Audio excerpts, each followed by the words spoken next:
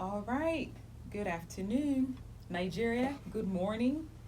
Good evening, depending on what part of the world you're joining us from. Today, my name is Bella Anne Ndubuisi, and I'm your guest on Active Citizens, Radio Maria 91.3 FM, the voice of truth. Today is, so I think I should start by saying Happy Children's Day to every child, to every person actually who's listening in on the show today, because in a way everybody is somebody's child, right? So happy Children's Day. If you're a child who's listening today, happy Children's Day. If you're an adult listening, I hope you can tune into your inner child today. I think it's such a beautiful opportunity to celebrate our younger ones and remind them that truly they are important for now, and they too can truly be equal partners in nation building, which is what our show focuses on.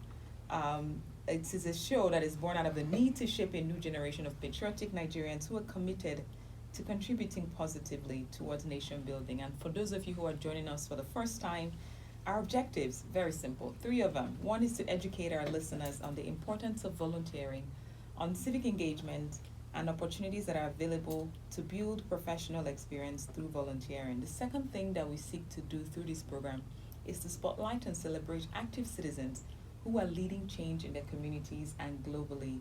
And the last thing is to inspire a new generation of active citizens who are influencing positive change in their communities. And I am super excited. If you're here, I mean, we have an entirely full, for the first time on the show actually, we have a full room. I have three guests today, and I'm super, super excited to have them on the show.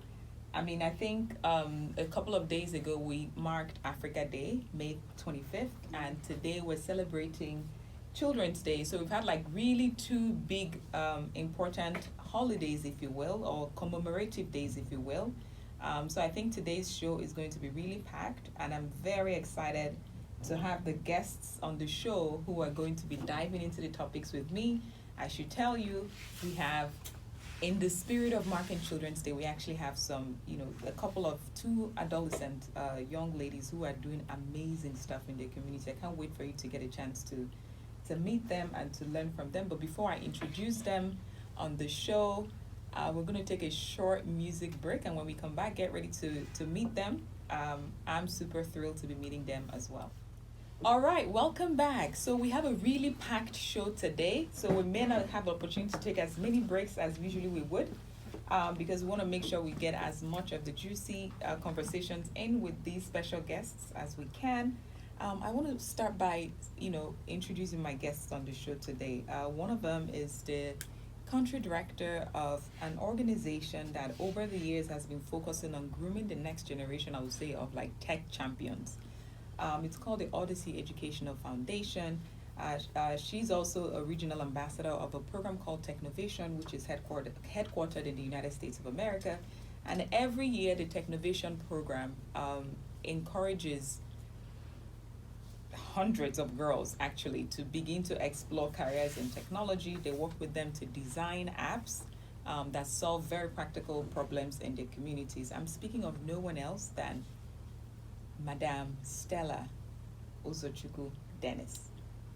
Thank you for having me on the show. Thank you so much for joining us on this show today. I know I wanted to bring Stella sometime in March, but everything did not work out well. So I'm so glad that today we could have her on the show. Yeah, thank you so much for How this has your day been? Yeah, it's been pretty interesting because we just had a very tedious day yesterday, and today we're just in the office trying to look at how well we did, where we flawed, and all that. So it's been quite relaxing today for us. I tell you. I can imagine. So what Stella is referring to, yesterday they had a really big celebration event actually for hundreds of girls who they have trained through the Technovation program, and I think we're going to get a chance to talk a little bit about that. But the other two people that I have on the show, who again, like I said, I cannot wait. In fact, I'm most enthusiastic to have them on the show. One of them, she's a 17-year-old. She's currently a student at the University of Nigeria in Nsukka studying human anatomy. And she has very strong interest in 3D animation, modeling, And when I say modeling, I don't mean like walking on the runway modeling. I mean like mathematical modeling, kind of modeling, programming and game development. And she's actively, grooming herself in developing her interest in all of these fields. And she's interested in studying medicine in the future, becoming a surgeon, and using her technical skills to help those around her, particularly children who are, very disadvantaged.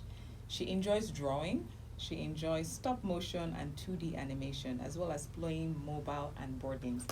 Fortune, I haven't said her name yet. Ladies and gentlemen, join me to welcome on the show Fortune Somuadina. Fortune, when I was 17 years old, I have to think back and ask myself, was I thinking about these big ideas, programming and modeling? I mean, I'm just stunned to have you on the show. How are you? Thank you for joining us. You're welcome. My name is Fortune Somuadina, like she has said.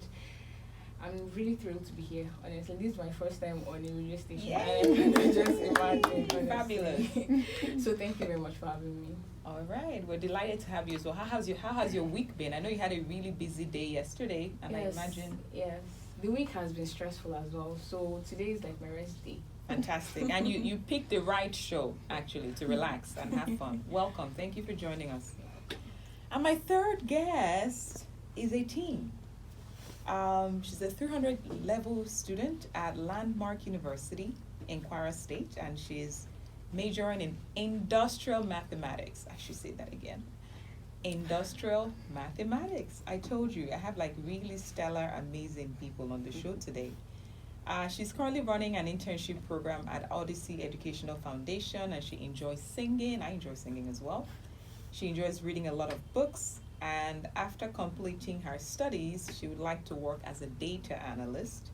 And at the moment, she's studying Python to help her improve her skills in her field of interest.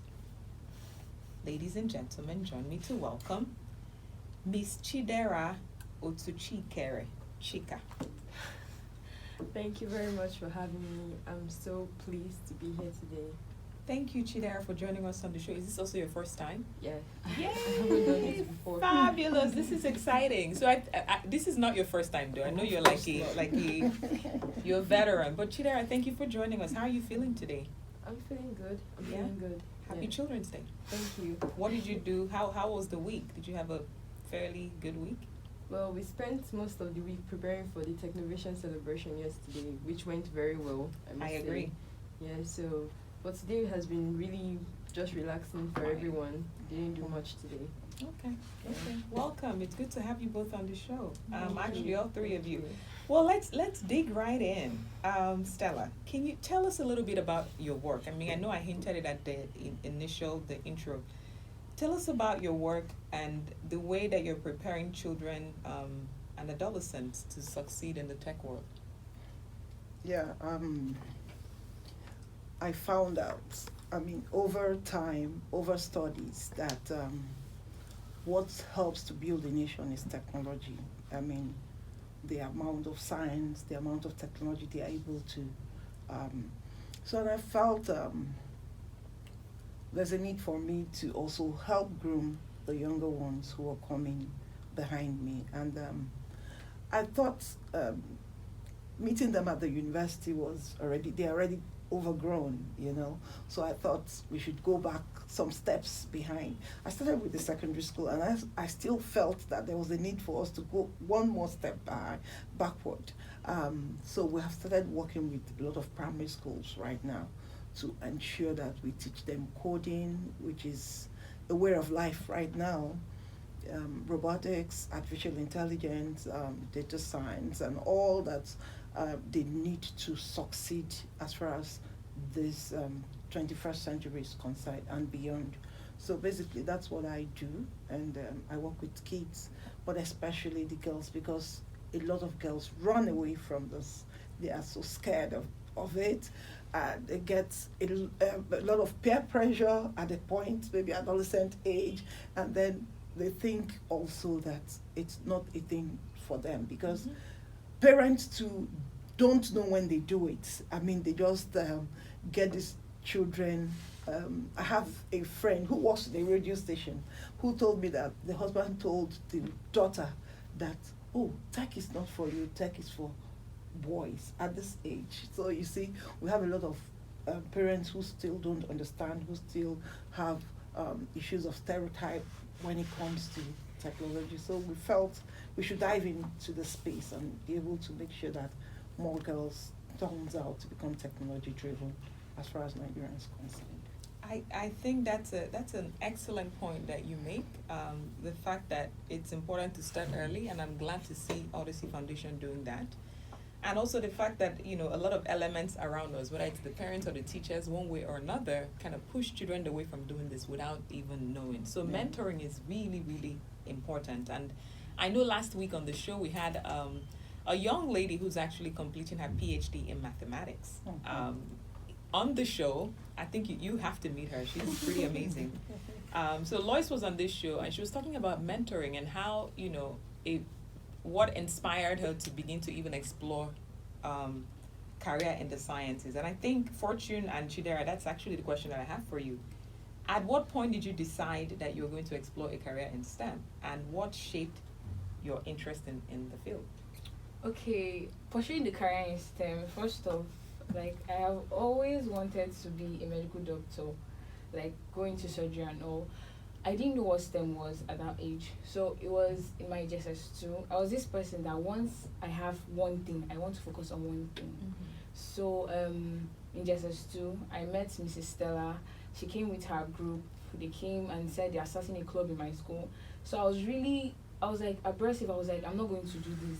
And then anybody in my, because I had a club, press club. So I was like, if anybody from this club leaves to go to that club, you're going to be out of the club. So I was I'm not going to do this. Then I don't know how I just let loose and decided to come for one of the Saturday hostings. And then I was registered.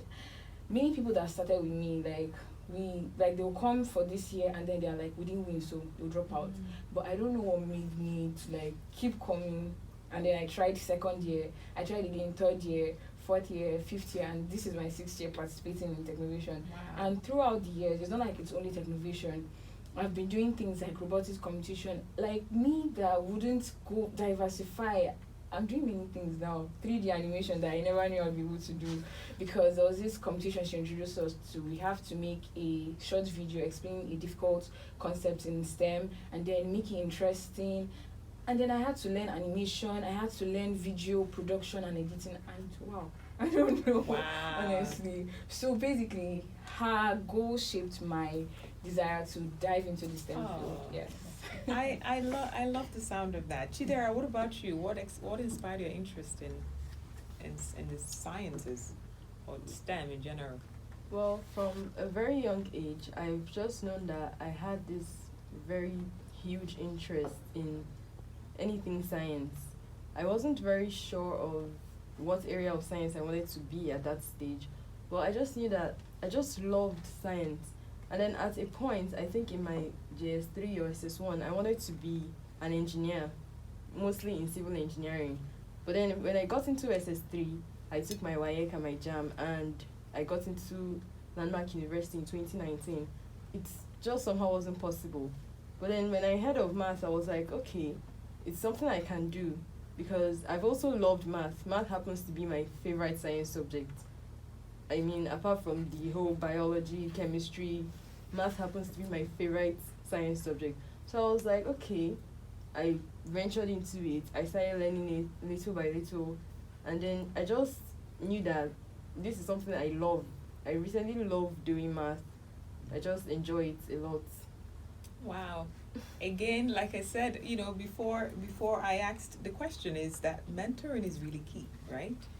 It helps to see people at a certain level where you're interested in going, or at least see people exploring the things you have interest in, and especially when they then pull you along and sort of show you the way. So, Madam Stella, we truly, I commend the work that you're doing. I know it's not easy work, especially working with a much younger group, whether it's Gen Zs or millennials or even the generations after them. They're a pretty interesting group to work with, because they think they want different things and they want things a certain way. So really well done, Thank you. managing and working with those group and really helping to shape their interest in the field. Fortune, yesterday I had a chance to listen to you speak very glowingly. I think the project you were working on, I don't remember the name of the app, but it was about domestic violence. Was that you? No, climate change. Climate change. Tell us about the app and what inspired. Why climate change? Why did you pick an app on climate change? Okay, let me tell you why we selected climate change. So this is our third time selecting the problem of climate change. We felt since we've done 2 projects and one has been recognized, we helped in raising I think $1,000 and something dollars for a fundraiser, Earth Day fundraiser, Technovation event. So we're like, okay, let's look at a more advanced way of solving this problem. We understand that for climate change for climate action to occur, people have to be moved. People would want to do it. So we did our research. We searched and we saw something called persuasive technologies, where users are driven but not coerced to do something. So I checked. I saw persuasive strategies. So the app is called Earth EXP. So the aim of the app is to drive behavioral change in people. And for this behavioral change to occur, they need to stop hearing what they always hear about the earth going into a state of like all the bad news. They are tired of that. So we want to show them what would actually happen when they do what is right. So that's why we selected parts like social networking and engagement in the trends, feeds, and articles page. We have a game which we developed with Unity and scripted with C#. We also want people to be able to see what their annual emissions is like. So we developed a VR aspect for carbon footprint calculating. When you see your normal score, you might decide to like experience it in VR. And then we also have an AI feature where you can, maybe you see a water bottle and then you want to know if this water bottle is a carbon emitter or not, and then you scan and then it tells you. So That's really cool. yes. Who would you say your target audience is for this app actually? Okay, so our target audience, because we have a game, we decide people who are internet active users in Nigeria. So we have them, and then the gamers, people who play mobile games, and then people who are interested in this social networking, people who like maybe a lot of teenagers enjoy this trend stuff now. So They want to trend. yes, exactly. I really think I think what's innovative about that is that you're looking at different ways of solving a problem. Yes. So instead of the traditional solution Yes. of you're thinking about it a little, because behavioral change, like you said, is very important. Yes. But you're also using the things that attracts them, right? Yes, So like yes. games, like videos. So I really think when is the app going to be ready? It's ready, but we're working on the back end for the articles page. So before we launch it on the Play Store, which is very, very soon. We can't wait. Please, like maybe when the app is ready, we'll bring you back here to talk more in depth about what's going on there. Well, I mentioned earlier that today's Children's Day, right? And we know that there's several different challenges. I don't think I'm at a place where I can speak or talk about what the challenges are facing children, because I was a child. I mean, I know I'm my mother's daughter, but I left that age bracket like many moons ago. So I actually like to interact with much younger audience to find out, really how they're thinking about, these kinds of issues. So I want to know from you and Chidera, what do you consider the biggest challenge that is facing children or adolescents today? And if you had an opportunity, like you were put right in front of, a government official and say, advise us on, how are we going to solve this problem, what would you say to them? Well, I think the major problem in the country right now has to be education, especially for the young ones, because if you nurture children when they are very young, they tend to go very far. So I think that has to be the major problem facing the country right now. I mean, you go out on the streets and you see a lot of young children, 5 to 10 years old. They are hawking, or they need education.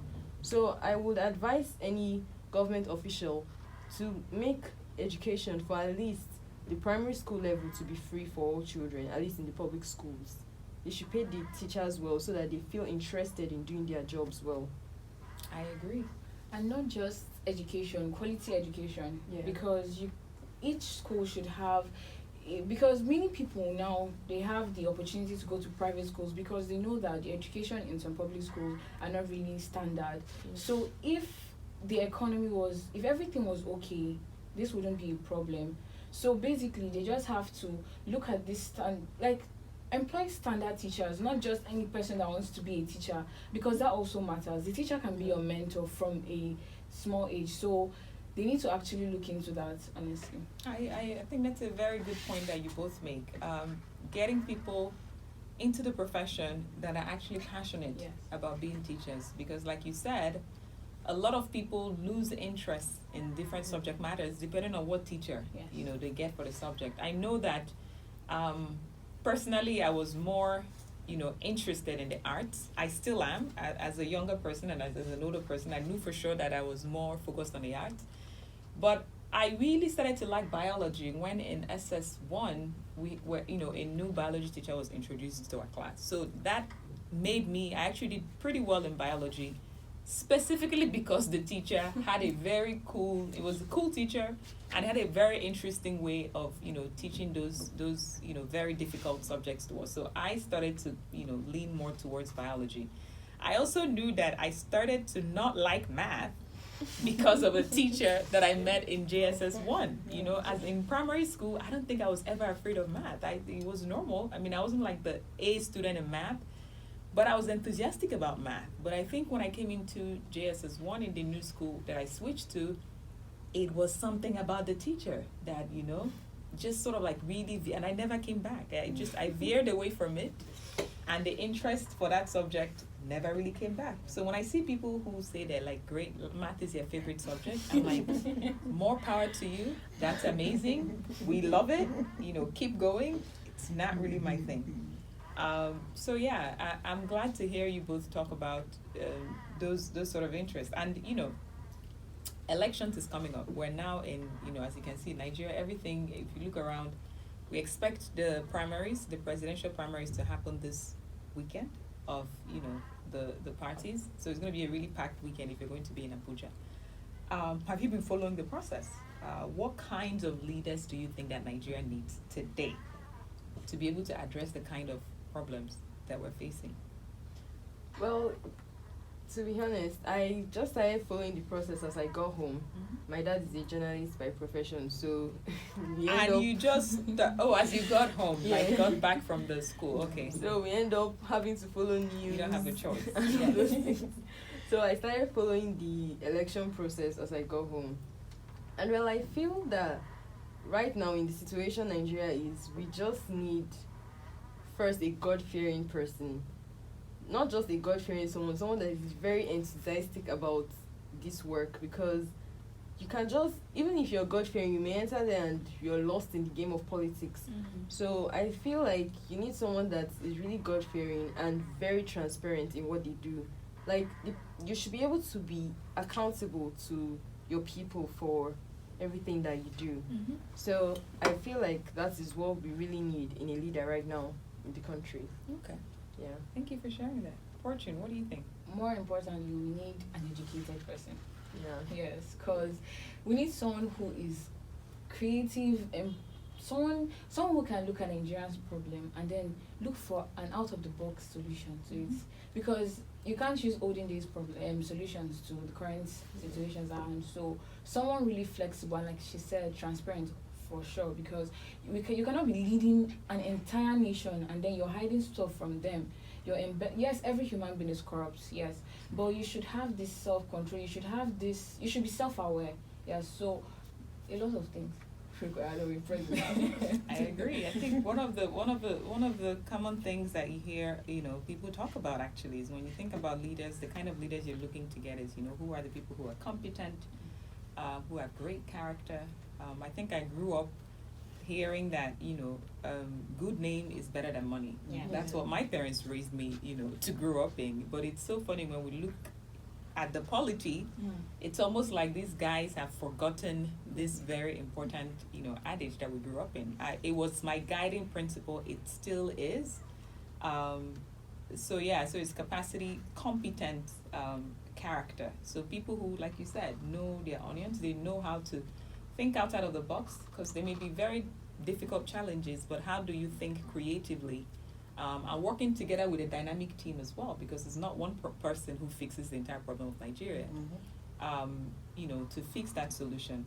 And I also like to think, as we talk about fixing problems, it's also not something that we leave to leaders, which is why I'm very excited about, you two and the work that you're doing, because I really strongly believe that young people are equal partners in nation building. And when we come back, we're going to take a short break now. When we come back on the show, we're going to talk about what you guys are doing in your different fields to actually, shape a brighter future for Nigeria. So we'll take a short break now. Don't snooze or you lose. All right. Welcome back to Active Citizens on Radio Maria 91.3 FM, the voice of truth. And I am your host, Bella Anne Ndubuisi. And here with me at the studio is the country director of Odyssey Educational Foundation, Stella Uzochukwu Dennis. And I have two young dynamic individuals here with me as well. I have Fortune and I have Chidera. And we've been talking about some of the work that they've been doing. We've been talking about the challenges facing children at this age and what they consider the best solutions for that. But before we went on the break, we talked about also the kinds of leaders that we expect, particularly as Nigeria is currently undergoing different electoral processes in preparation for the 2023 elections. And, for us here on Active Citizens, we do strongly believe that young people are equal partners in nation building. And I think that the two young ladies that we have on the show and their mentor, Ms. Stella Uzochukwu, Dennis has, definitely proven that fact, very well. So we're going to jump into learning a little bit more about what they're doing in this field. But in the meantime, I should let you know that our phone lines are officially open. If you'd like to engage with our audience, with our guests on the show, feel free to call 081-084-475-18, 081-084-475-18. You can call, send us an SMS or WhatsApp message on 081-084-475-18. All right. Fortune, Chidera, what are you currently doing in your own, parts of the world, in your own little spheres, to prepare more and encourage more young Nigerians to explore careers in STEM, or just to become more active citizens in general? Okay, so throughout the years of participating, I have engaged in this, I don't know what to call it, but it's called SWINEXT. So we had to show how we've been engaging other young people in engineering, STEM in general. So I've been able to help Odyssey Educational Foundation host STEM-inspired summer classes, spring classes. Last year, before I went to school, I remember I taught speed math. I didn't know speed math. They didn't teach me in school.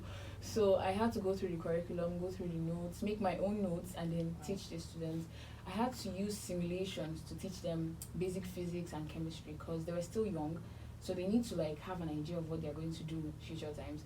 So during the pandemic, we couldn't get to larger audiences. So I gathered few people from my neighborhood, and I was able to teach just an hour of code, because that's what the program is called, hour of code. So I engaged them online, and they were so can you do this again? Can you do this again? So one thing about mentoring other people as a young person is you feel this joy that people are actually looking up to you to learn something. Mm-hmm. Even my peers are Fortune, I need to learn this, I need to learn that. Do you know how to make a website? Okay, please, can you teach me? And then I'm okay, start this way, start that. It's so surreal, honestly. Someone was even asking me to help him out with this 3D animation. So I started. One thing about me is that when you need my help, I don't care if I'm too busy. I'll try my best to help you out. Because right now I am really packed with a lot of things to do. So I'll still help you out no matter what. So that was one thing, one drive. I really enjoy it actually. That's good. I'm glad. I think it's important to know, for the audience who are listening, when we talk about volunteering and, the importance of giving back and helping other people, one of the things that we say is that there is really joy in doing it. And it's not cliche. I think oftentimes when I say it, it probably sounds like, I'm just saying that. So I'm happy to hear you say that it's also something that you find joy in doing and you find it very rewarding. Because when you do stuff for other people and see the joy and the happiness that it brings to their lives, there's a way that that also rubs off on you who's to do it. Chidera. Well, for me, I would say I have been very computer science inclined. I mean, in my course of study in school, I had to do 2 computer science courses, that is C# and C++. I won't say I learned them so well, but then when I had to do my IT and I told my parents, my mom heard of Odyssey Educational Foundation from another boy doing his IT there. And my mom was like, okay, it's going to be very nice for me to learn, because I feel like, and I believe that we all feel like technology is the next thing, is going to be the next big thing. So my parents really encouraged me. So that was really my first time of really experiencing computer science things and everything. So I started learning Python recently. As much as my classmates in school learned it, but I didn't, because it's not in my course of study. So I haven't participated in Technovation before. I even just heard of it when I started my IT in Odyssey Educational Foundation. But I'm just starting to learn a little, and I'm really getting interested in it. Okay. Yeah. So as I mean, I remember your background is in the mathematics. Yeah. Are there like children around you? What are you, how are you sort of, shaping or nurturing the younger people around you? Well, I take my time when I'm on holidays to teach people if they are interested. I can teach maths. I teach a little physics as well. So if you have any interest or you have any difficulties, I can take my time to put you through. Okay. Yeah, that's what I try to do. Okay. Yeah. And Fortune, the question I have for you is, because I know that now you're technically, both of you are now in school. So you actually have bills. Before when you were in primary school and secondary school, maybe we can say you don't have bills because you're under your parents, they're paying for everything. But now you actually have responsibilities. You have, university, fees, you have to pay for your boarding, transportation, all that stuff. How are you monetizing any of these great skills that you've learned over the years? Okay, sometimes I just receive, thanks to Mrs. Stella, huge things. I just receive because I was a student ambassador for Technovation last year. I received a wonderful sum of money. Fantastic. So aside that, I'm participating in hackathons. Okay. So I have a teacher, let me say another mentor, but he's more technically inclined. So he's the one teaching us Python. So he got me into participating in hackathons. So, but I have not really started monetizing because sometimes this idea of making money immediately, it seems so stressful. I'm with you. I think I'm one of those people who have I have so many ideas, great ideas, and whenever I come up with the ideas, and I have a really good friend of mine, Jake. I always run the ideas by him. He's such an amazing guy. Shout out to you, Jacob Efodo. I know he's not listening, but I'm throwing it out there anyway. Every time I come up with great ideas, and then he asks me, okay, so what's the plan? And when I talk to him about it, I'm always saying things like, well, I'm going to do this, and the money raised, I'm going to, put it into the scholarship program. And everything then goes back into giving out. And he's always so that's great. But remember that if you build this into an actual real business, you can employ more people, and then maybe the profit, you can, put it into this, So I'm with you on, I get stressed out whenever I have to think about, okay, monetizing something. So I end up doing everything pro bono. But yes, I like that you're not focused on the money right now, because it's important that you're focused on getting the knowledge, building yourself. Time will come for you to actually, monetize those great, experiences and knowledge that you're building. But I do want to say that, also know that the reason why all of this, you learn it now, is so that you can start early. Because, I don't want to compare you to your mates abroad, but, you also have to start thinking about how to, there's no point acquiring knowledge if you can, use it in such a way that you're able to, because the more money you make, the more you can fund, more education for yourself, the more you can help more people around you. So it's not always just money for yourself, but also how that money multiplies more knowledge. So, but I'm glad that you're focused on the doing for making a difference sake. It's very important. We also give her a stipend we give her a stipend for Which is volunteering for us. which is Yeah. very rare actually. A lot of organizations do not even do that. So a lot of organizations actually charge you for coming to learn, Yes. gain knowledge from them. So again, kudos, Stella. I think another question I had for you, Stella, was tell me. I mean, you work with these young girls, and even boys over the years, teaching them all this how to use technology in very innovative ways. Is there any particular project, or solution, or app, that you've seen over the years that you're like, wow, this particular one is something? One that you were so impressed about. I mean, I know you would say you're impressed about all of them, right? As a mother, but which one really stood out for Yeah, you? the one that really stood out for me, and it's so disappointing we didn't go much um, further with it, is the this one you used to check if you have malaria. Yeah. So you just tap your fingers on it, and then you don't need to pinch yourself or get the blood out before. So they did a project. It was an app, though, but it's connected to hardware that you just place your hand every morning. You can just place your hands on it, and then it tells you the amount of malaria parasite possible that you have, and then keeps you. But we didn't go further because we went,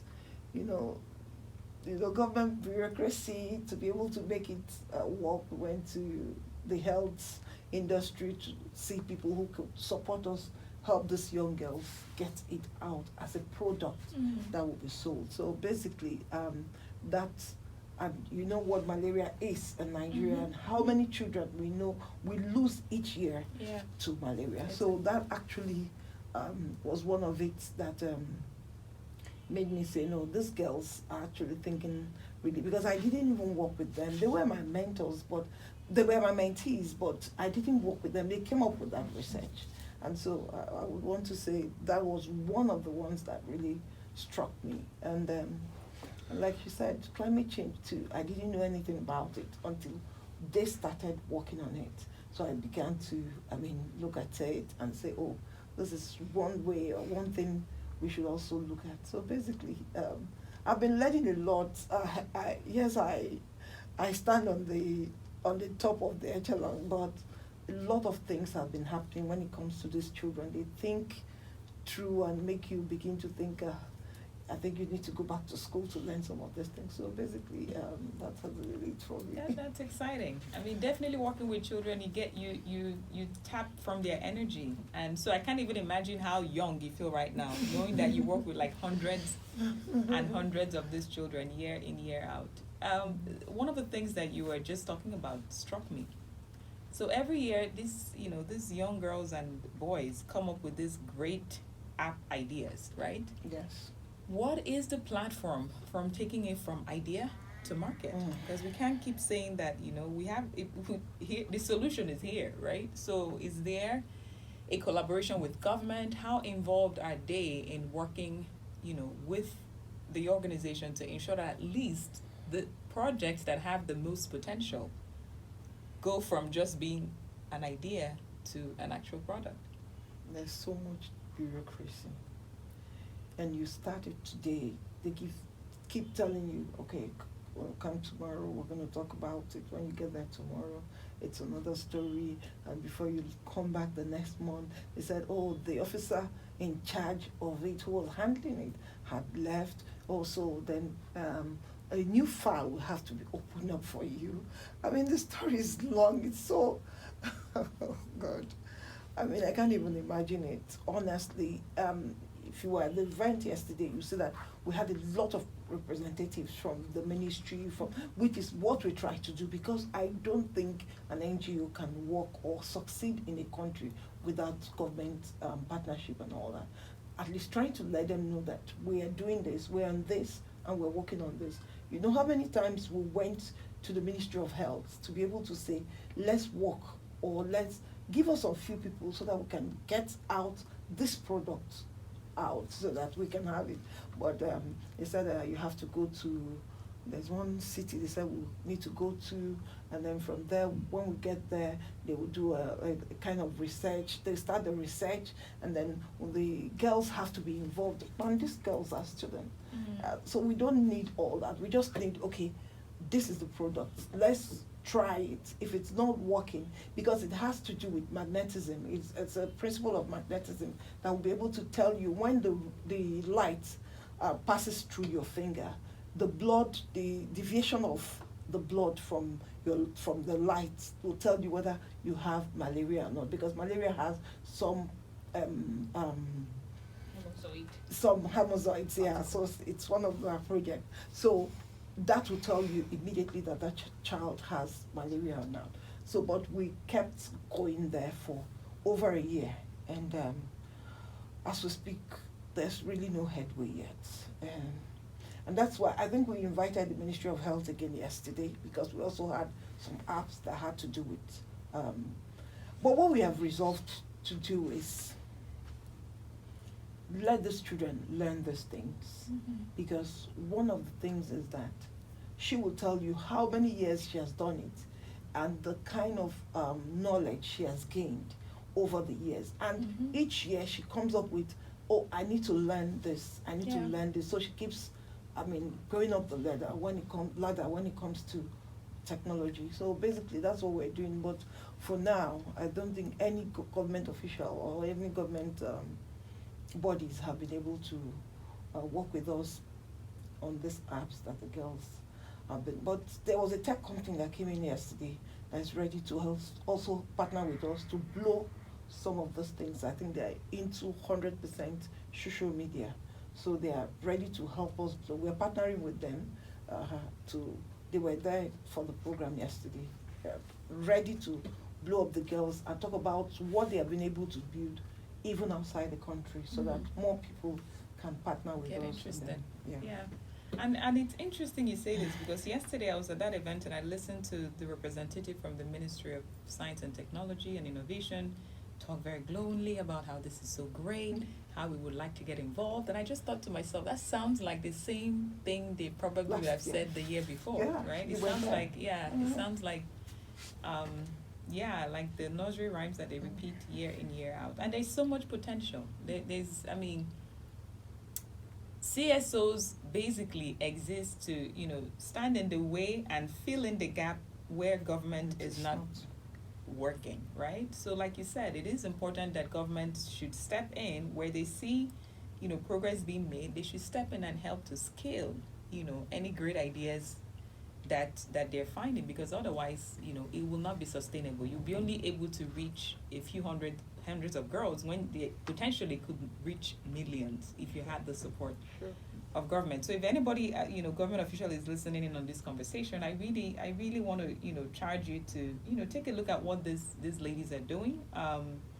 We can't keep saying that, we have great resources in Nigeria, we have human resources, but meanwhile, we're not exploring those resources. We have options for oil, right? Oil cannot be the only means to sustain our economy. We have, tech has proven to be great solution.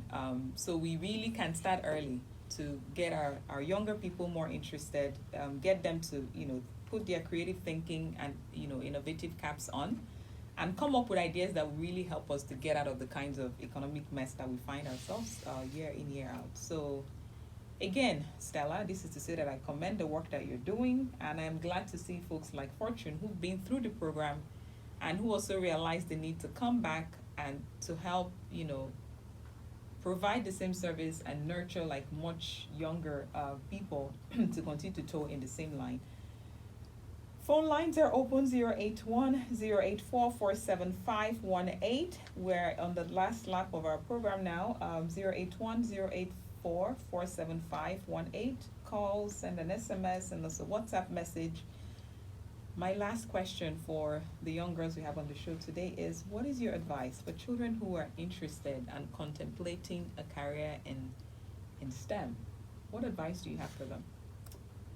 First of all, know what you want, actually, because if you keep following what your friends say, what your parents say, it might not end up being what you want to do. So first the love is there, and then the passion, that's what gives you the drive to do it. So find ways you can actually develop yourself before you even get the chance to be in the university, because before you'll be able to understand what you would do there, you need to, like, you can ask questions. People can answer your questions, so you need to understand what you'll be doing there. First, you look for a perfect role model. There's somebody that you look up to, and then you'll be like, this person has gone through this person will be able to help me to get to where I want to be.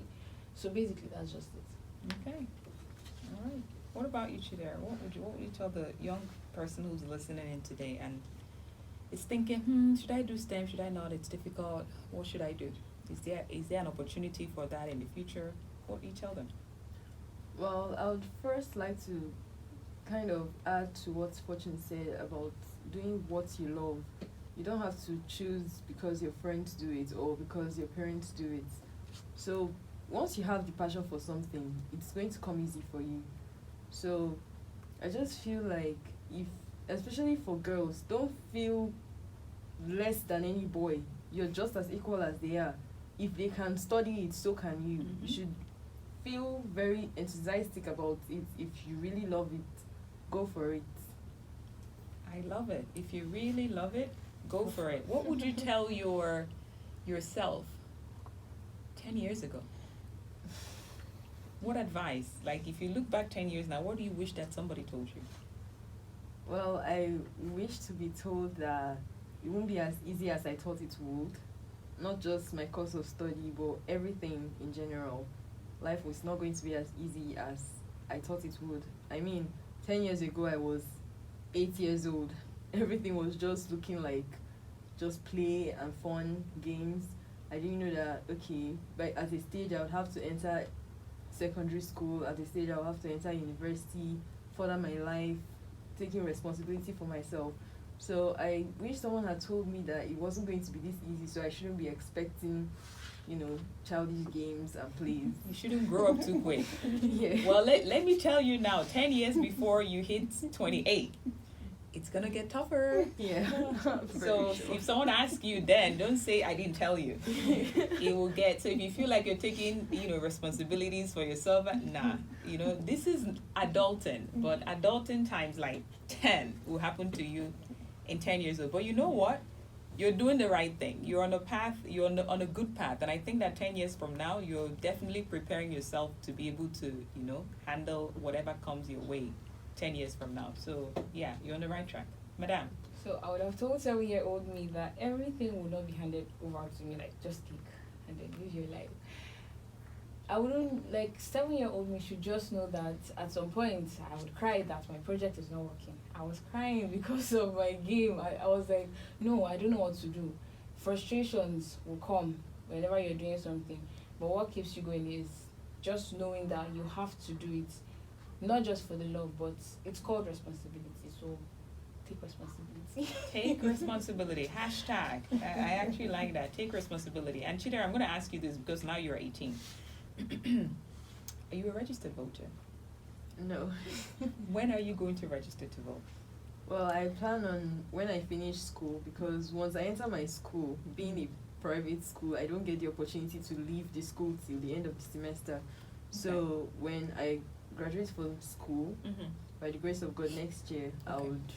So I'm going to check back on you in 4 days, because you are going to register to vote between today and tomorrow, or maybe the day after. The portal for registering for new voters closes on the 31st of this month, I think. So you are going to register to vote like tomorrow online. I'm going to share the link with you. So for those of you who are listening, if you're 18 and above, please go on the INEC website and pre-register. That platform closes at the end of this month.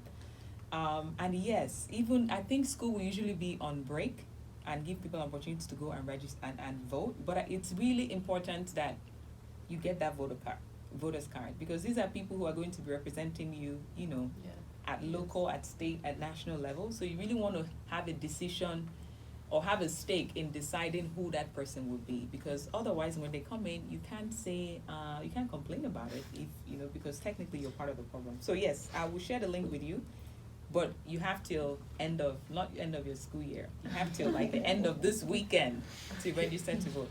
Stella, for what would you tell parents who are listening in on this conversation today? What advice do you have for them in terms of just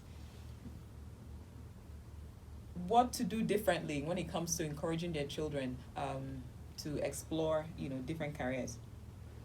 Yeah, I will just tell them to help to encourage them. We have a lot of battles when it comes to working with these kids. All the parents of the kids I've worked with, I've known them personally. At every point in time, is that they are calling me to say, why did you keep my child so late? Why did you have to keep my child? Why did you tell them to come today? Is today not a weekend? Are they not supposed to be at home? So what I want to say to parents is the tech journey isn't an easy one, and you don't get it from the classroom as far as we're concerned right now. So it takes an extra time, and if you really want to excel in it, even if it's taught in the classroom, you'd still need an extra time too. And so they should be able to give those children that extra time. In fact, when we go to government schools, we insist that the kids we want to work with, that's how bad it is, are kids who are living with their parents. Otherwise, it will be something we're just pouring water on the rock, and they won't be able to follow on with those girls or those children over time. And tech is not 1 year; it's not a touch and go thing. It's over the years. Yeah. Tech is not touch and go. I like that. And as we're talking today, someone mentioned tech is the future. Tech is actually now, right? And I think, like I said, Chidera and Fortune, you're doing the right thing. And Stella, thank you for keeping them on this path, and thank you for all the hundreds of children that you nurture every year through this journey. I really want to do a special thank you to my guests on the show today. Stella Uzochukwu is the country director for Odyssey Educational Foundation, and these guys have been nurturing, our future kids, our future STEMists, I will call them, right? Really exposing children to technology early on in their careers, and we really are grateful to you and your team of, dynamic, enthusiastic staff members for the work that you're doing. I also want to thank Fortune, our college student currently studying human anatomy at the University of Nigeria and Nsukka. Thank you so much for joining on the show today, Fortune. Thank you for all that you do, and I hope that you'd continue on that track to nurture in the future. Chidera, Chika, our mathematician in the you're already a mathematician, but our 300 level year student of industrial mathematics at the Landmark University at Kwara State. Thank you for joining. And I'm so glad that it was on this show that you had your first radio engagement. I hope you enjoyed it. Yes, it was. And happy Children's Day to you all and to everybody who's listening in. Thank you for joining the show today. Until we come your way next week, same time, 4 p.m. My name is Bella Anne Ndubuisi, your host on Active Citizens. Enjoy the rest of your weekend.